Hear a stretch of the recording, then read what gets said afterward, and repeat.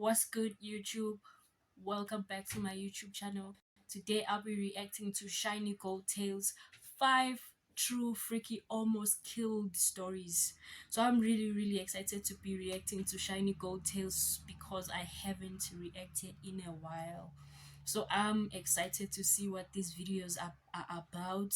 Um so for those of you guys who are new to this channel, please subscribe, like, comment, click on the notification bell, guys. I would really appreciate it.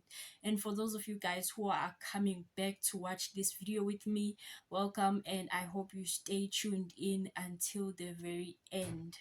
So without me wasting any more of your time, guys, let us jump right onto this story.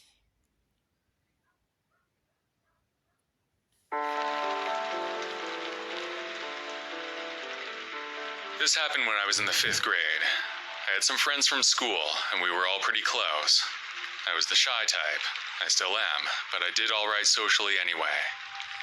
One day, my mom told me she would arrange for me to hang out with the son of one of her friends from work. He went to a different school in my city, so I didn't understand why he wouldn't hang out with his own friends. It didn't seem like I had much of a choice, so I didn't argue with her. The kid's name was Derek. He was a year older than me, and he was quite mischievous. Sometimes he took it too far. When I was over at his house once, we played a weird game where he would put random things in the road and then watch, hoping that a car would run over it. For example, he put a golf ball in the middle of the street one time. A car caught it on the edge of the tire, and the ball shot out and cracked his neighbor's wooden fence. To be honest, it was pretty cool, but I was still a little bit scared of Derek. Being around him was weird. The whole time I felt like he was about to beat me up, even when we were getting along. It was a strange feeling. Another time, we were in his basement. His mom had gone to the store, leaving us alone for what was supposed to be half an hour.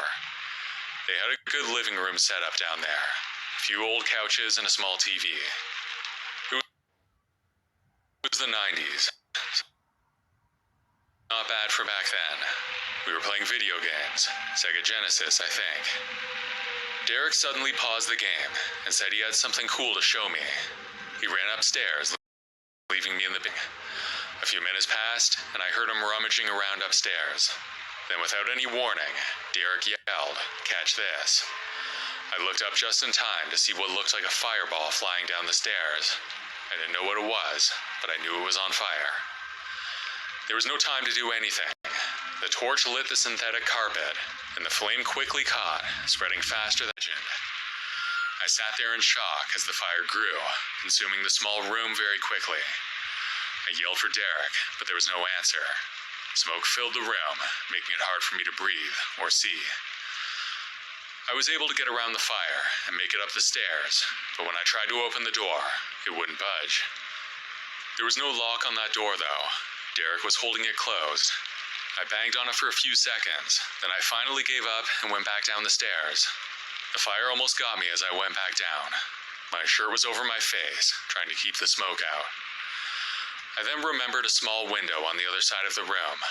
I'd seen Derek use it before to get in and out. He bragged to me that he would sometimes sneak out at night, and that window was how he did it. I ran towards the window, and when I got over there, the smoke was not as bad. The fire wasn't spreading to that part of the basement because there wasn't any carpet over there. There was a wood floor on that side. I went to the window and struggled to open it. It was jammed, and for a terrifying moment, I thought I was trapped. With a few more tries, I managed to force it open and climbed out into the backyard. Outside, I looked back at the house. Smoke flowed out of that basement window, and I could see flames when I looked back in.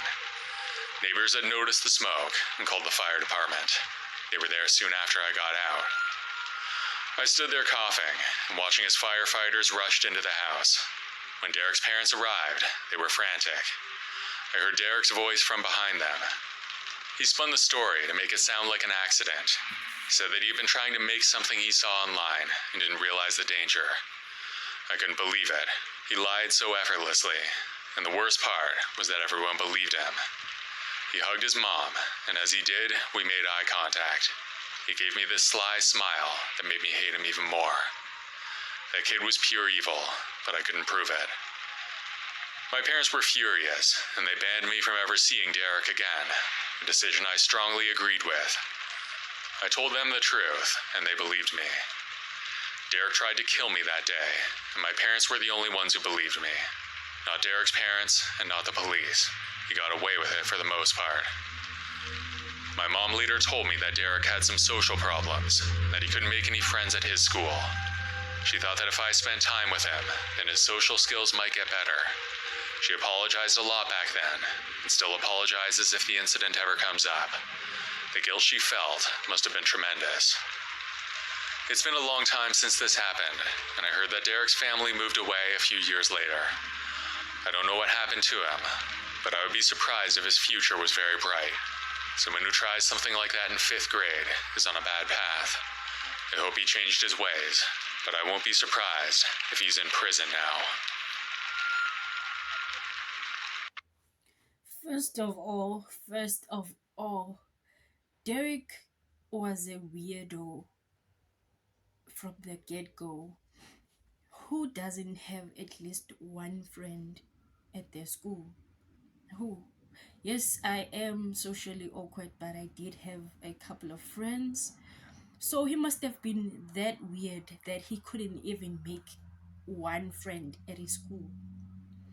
The fact that you were getting vibes from him, even though you guys were getting along, you would still get vibes that he wanted to beat you up, or you felt that kind of a vibe, a bad vibe from him. He was bad from the get-go. Him putting random things in the road as a game is weird. But kids do crazy things, you know. So this guy obviously has mental problems. This is how serial killers are born.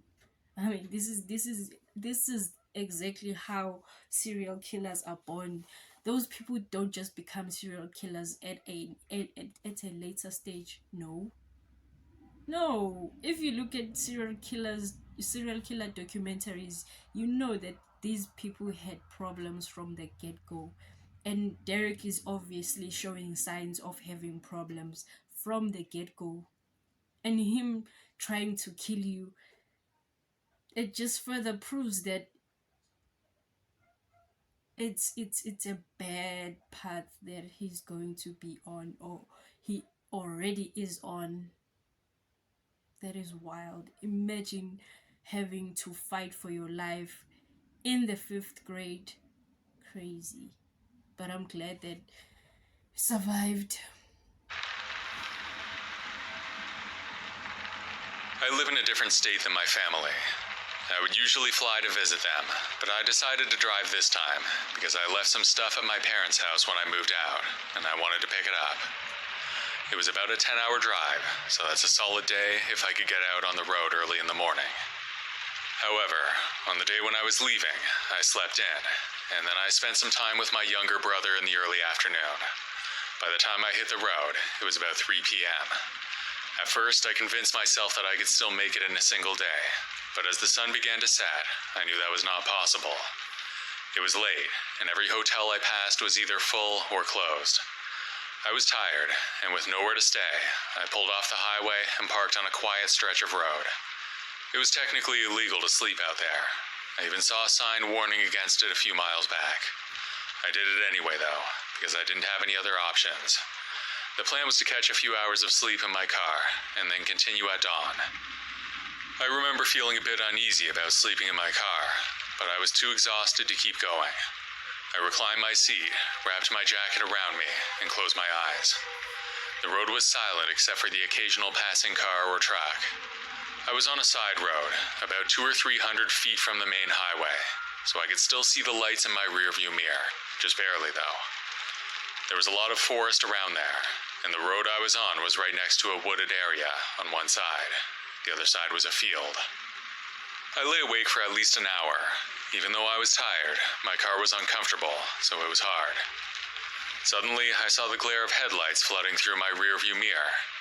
Even though my eyes were closed, it was bright enough that I couldn't ignore it. I opened my eyes and immediately squinted against the brightness. At first, I thought it was the police, maybe coming to tell me that I couldn't park there. I shifted my seat back up and started gathering my wits to drive off, but then I saw them. Two men approaching my car, and they didn't look like cops. They were wearing normal clothes, and their vehicle was a pickup truck, not a police car. Before I knew it, they were standing at my door. One of them yanked at the handle, but it was locked. Just then, one of the men pulled a gun and yelled at me to open up. I raised both my hands to surrender, and I hit the unlock button on my car. One of them opened the door and pulled me out. Standing there on the side of the road, I felt utterly vulnerable. "Wallet and phone," one of them barked. I handed them over without hesitation. Then one of them reached into my car, the door was still open, and then took my keys. I expected them to leave and steal my car after that, but they didn't. Instead, they dragged me into the woods next to the highway. The underbrush was thick, catching on my clothes. Branches snapped under our feet as we moved deeper into the darkness. One of them had a flashlight, or maybe it was just a phone, but that's all there was for light. The thought that they might kill me was a weight in my stomach. Why else would they bring me in there? After about 15 minutes, one of them shoved me to the ground. My face hit the forest floor, and a wad of cold leaves stuck to my cheek. I looked up, but all I could see was two silhouettes with the flashlight in my eyes. I could hear them arguing above me. One of them wanted to shoot me, but the other was trying to talk him out of it. It seemed the plan was to kill me, but one of them was having second thoughts. At one point, the light pointed away from me. I thought that meant that they couldn't see me, so I seized the moment. I started crawling away, down a slope. I moved as quietly as I could, but kept going. There was a large tree, and I hid behind that, holding my breath, listening for any sign that they were following, but they didn't come. I waited, every second stretching out endlessly. After about a minute, I could hear yelling, but I don't think they ever came after me. For whatever reason, they let me go. I waited for what felt like a really long time, but I had no way of knowing how long it really was. Eventually, I stumbled through the woods, disoriented and scared. I could hardly see my hand in front of my face. Eventually, I reached the highway and walked down the road to where my car was. The whole time, I was terrified that the men would come back and find me. When I got to the road, I looked down. I could see the reflection from my back taillights, so I knew my car was still there, but the truck was gone. I didn't dare go near it though, because I was too scared. I didn't have the keys anyway. I stayed on the main highway and eventually flagged down a car for help. They called the police for me, and then the police met me at that spot. As far as evidence, there wasn't much. Since I never got a good look at the men, I wasn't able to provide a very good description. Because of that, they were never caught. I never got my wallet or phone back either. When I checked my credit cards, there were no strange charges, so the men were smart enough not to use them. As far as losses, there wasn't much. I didn't have any cash, and my cards were basically useless. They may have gotten a few $100 for my phone, but that would be it. I had to have my car towed to a nearby service station. Then I took the bus home and got my spare key. It was a hassle getting my car back, but not as bad as if it were actually stolen. Since then, I've traveled that same route a few times, and I always get chills thinking about that night. It could have all ended for me in those woods, and they may have never found me. Whenever I pass that spot, I'm thankful that it's not my final resting place. I would have been terrified to be this guy. Honestly, I would have been so horrified having a gun pointed at you, someone telling you to get the heck out of your car. Obviously, it's red flags that the car even stopped there. That's the first red flag. Those two guys coming towards your car, like at first you'd be thinking maybe they're thinking that you need help or something like that, but bro, I would have been horrified being dragged in the woods. It's at night, it's dark, they have a gun, and you're thinking, oh my god, I am going to die. I'm not surviving this, because why are they dragging me to the woods in the first place? Why? Other than wanting to kill me. Man. I joined some dating apps last year when the pandemic was winding down, but it didn't go well. I've been swiping through Tinder, not expecting much, when I matched with Jen. She seemed nice enough in her profile. A few photos of her smiling, some with friends, and others on what looked like hiking trails. Pretty typical, but no red flags other than the fact that she was 5 years older than me. Not a deal breaker, but not my usual preference. Her bio was simple, and she had a few interests that matched mine, so I swiped right. We matched and we chatted for a bit, then decided to meet up. Nothing fancy, just a casual dinner at a local place that I knew well. When I got there, I remember feeling the usual nerves that come with a first date. I was waiting near the front entrance of the restaurant, and as soon as I saw her, I knew that something was off. Jen looked different than her pictures, enough that I hesitated for a moment. She looked older, and her face didn't match the one in her profile picture. It was so dramatic that I wasn't quite sure if it was the same person. I thought she was probably older than she said. I was 24, and she was supposed to be 29, but there's no way that she was under 40. I know I should have walked away right there, but I didn't have anything else to do. I thought it might be fun to dig a little deeper and find out what was going on with this woman, so I decided to go through with the date. We talked over dinner, and the conversation was okay. Wasn't the best, but it wasn't terrible either. She talked a lot about her work and her cat. I tried to ask some things that might reveal her age, like when and where she went to school, but every time I did, she saw right through me and changed the subject. I knew I was getting played, but I went along with it anyway. As the evening wore on, I felt the energy between us dwindling. It was clear we didn't have much going on. When the bill came, I was ready to call it a night, but she suggested that we go back to her place for a drink.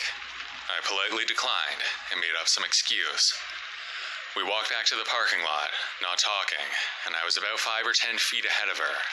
As I headed back to my car, I looked back at Jen and offered an awkward wave. She barely reacted and walked quickly over to her car.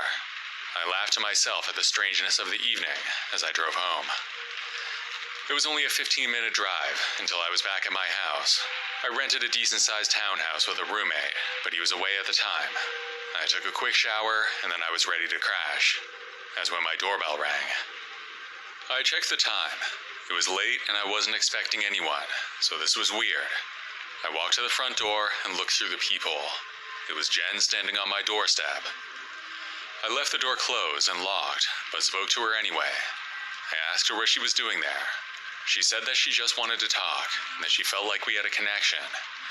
I couldn't believe what I was hearing. I told her it was late and that she needed to leave. She didn't take it well. Her voice raised, and she began accusing me of leading her on, of being like everyone else. That was some projecting if I had ever heard it. I tried to keep cool, repeating that it was time for her to leave. When she didn't go, I gave up and hoped she would take the hint. I went back to my living room and turned on the TV.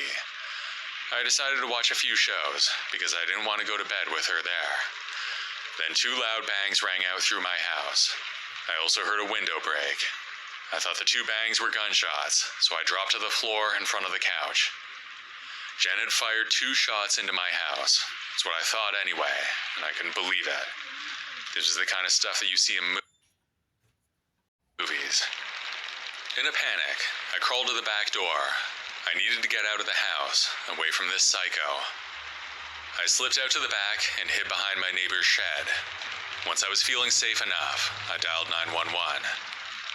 I whispered into the phone and told them my address and that it was an emergency. I didn't say much else, other than that there was an armed crazy person who had already fired a gun. They said the police were on their way, and that it would only be a few minutes. What happened in those minutes, I don't know. I didn't dare to peek into the window, and I didn't hear anything else. I crouched there, trying to stay calm, listening for any signs of Jen, but there were none. Eventually, I heard cops enter my house, calling for her to drop the gun. There was some shouting and then silence. Jen had been arrested. They found her in my living room, the gun lying on the floor beside her. I guess she was smart enough to put it down before the cops arrived. I still wonder about what was going on with that woman. Was she planning to kill me right from the start, or was it the rejection that set her off? I may never know, but I still wonder what would have happened if I went back to her place, like she offered. I might not be alive.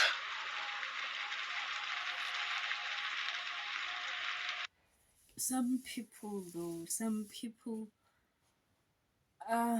gosh, like, why did she lie in the first place about her age? That's where she puts herself in a position to be rejected in the first place. Why use pictures that aren't yours, or if they are yours, while you're still young and having people think that you are this age, this is how you look right now? Obviously, you're still catfishing in a way, because that is not how you look now. It's how you looked back then or whatever. She is a psycho, because why would you follow a person? Because I'm pretty sure that this guy definitely didn't tell Jen where she lives, where he lives. I'm 100% sure that he didn't tell her. So why the heck did she follow her in the first place? Was she planning to kill her? To kill him? Was he gonna die that day? Oh my gosh. Oh my god, people are crazy. People are really, really psychotic out there. I went to a concert with a friend of mine downtown. The band we were seeing wasn't big, but their music was something we both enjoyed. Since I didn't have a car and public transit didn't run late enough, I decided to ride my bike. I lived in a suburb that was pretty far away, but my friend lived closer, so we decided to meet at the bar where the concert was. There was a bike path that I could take for most of the way. I always preferred that over the road. It went alongside a river, a route I'd taken many times before. The sun was setting as I rode, and it was actually quite nice. I should mention that my city has a bad crime problem.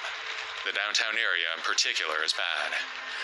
Being an invincible teenager at the time, though, I didn't worry. When I got downtown, I locked my bike at a rack that was near the river. That way I wouldn't have to ride on the busy downtown streets. The bar was only a 10-minute walk away from there anyway, so I walked up the path and onto the street. When I got to the bar, my friend Mike was already there waiting. The night went by quickly. We had a good time, but nothing relevant happened, so we can skip forward. Mike and I left together. Then he called an Uber while I walked back to the river where my bike was. It was 1 a.m, but the streets were still busy with the party crowd. When I got back to the river, though, it was pretty deserted. As I walked down the path, it got really dark. When I got down to the river, I noticed there was a group of guys hanging out, about 100 feet from where my bike was. It was too dark to see anything about them, but a random group of guys at 1 a.m. in my city is always a little unnerving. I always just keep my head down and mind my own business. That works most of the time. I could hear them talking amongst themselves. Then I saw one of them look over to me, and he whispered something to the others. It was creepy, and I wanted to get out of there as soon as I could. As I approached my bike, the group was still there, but they hadn't moved any closer. I tried not to look at them and focused on my bike. Once I reached it, I heard one of the guys yell out, "That's him." Another voice then yelled, "Get him." I fumbled with the lock. I could barely control my fingers. When I looked back, I could see them coming towards me. I was able to unlock my bike and got on just as one of the guys broke into a run in my direction. I pedaled as fast as I could, and I was able to put some distance between us. It was clear that they couldn't keep up with me, so I thought that would be the end of it. After another few seconds, I looked back and saw that they had given up chasing me. They were just standing there on the path. I was a little bit relieved, but I kept pedaling. Then I heard a gunshot from behind. It was a sharp cracking sound that echoed through the river's bank. I didn't dare to look back at that time. I just pedaled as hard as I could. Eventually I made it home, and I called the cops. Apparently the gunshot had already been reported. I don't know why they came at me. Looking back, I think they probably thought I was somebody else. Maybe it was a gang thing, and they thought I was some kind of a rival. Like I said, crime is bad in my city, but you're usually fine if you mind your own business. Sadly, the shooter was never found. Random shots are disturbingly common in my area, so this case was likely lost among the others. Which place doesn't have crime though? Because I believe that every place there is that one place, or those multiple places where you know crime is real there. You know that it's real.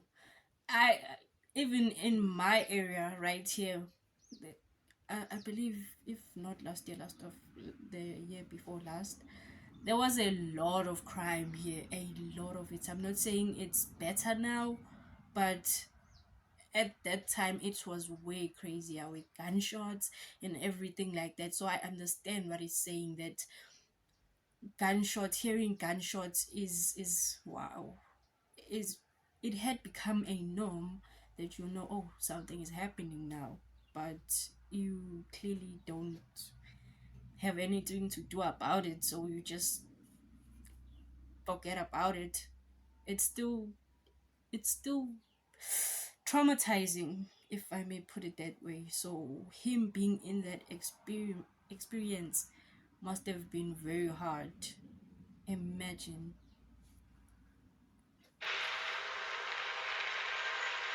This happened in the early 90s. My boyfriend and I attended a concert in which a famous rock band was performing at a small venue. It was at a recreation center. The band attracted a lot of bikers to the show. It wasn't our kind of music. We liked 80s and 90s rock, but we went along with my boyfriend's older cousin who we were visiting. The whole crowd was much older than us. Almost everyone was at the front of the stage, including my boyfriend's cousins. We were sitting in the back at a small table. A few other people were as well at their own tables. At one point, my boyfriend went to use the washroom. Right after he left, a biker came over to me. He didn't say anything. He just picked me up, put me over his shoulder, and started to walk out with me. I was in total shock. He was a big guy and tall, about 6'3", and I'm a petite 5'2" and 100 pounds. He tossed me over his shoulder like I was a rag doll. I started kicking and screaming for him to put me down, as well as screaming my boyfriend's name. I was pounding on his chest with my fists. People around me just watched. The music was so loud that I don't think anyone heard me, but they certainly saw me. I don't look like a female biker in any way, so anyone would have known that we were not together. Plus, he was much older than me. He was carrying me for what seemed like forever, although it was probably only for a minute. He was heading for the door, and the doorman was not there, but there had been a doorman there all night before. I was so scared that I began to scream help as we were about to head to the door. The rec center was in a huge park. It was late and dark. The entrance door was already open, and he carried me right outside. I was still screaming at the top of my lungs for someone to help me, and that's when a group of guys who were outside smoking rescued me. They got me down and tackled him to the ground. Police were called, and he was arrested. I shudder to think about what would have happened to me if those guys weren't outside that door to help me. If you want to know the name of the band, it was Blue Oyster Cult.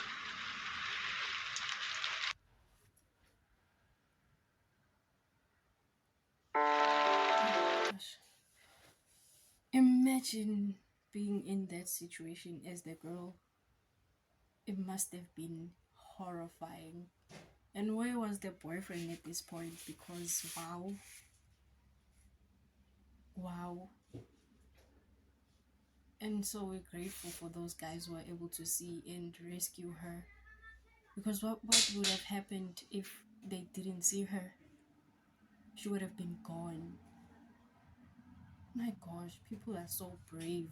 Just going up to the person and just picking them up just because you can. We live in a dark world, a very, very dark world, because my gosh, you have the guts to just come up to someone and just grab them as if they're nothing. That's insane. That is insane. But anyways, guys, for those of you who are new to this channel, please subscribe, like, comment, click on that notification bell, guys. I would really, really, really appreciate it. And stay safe, man.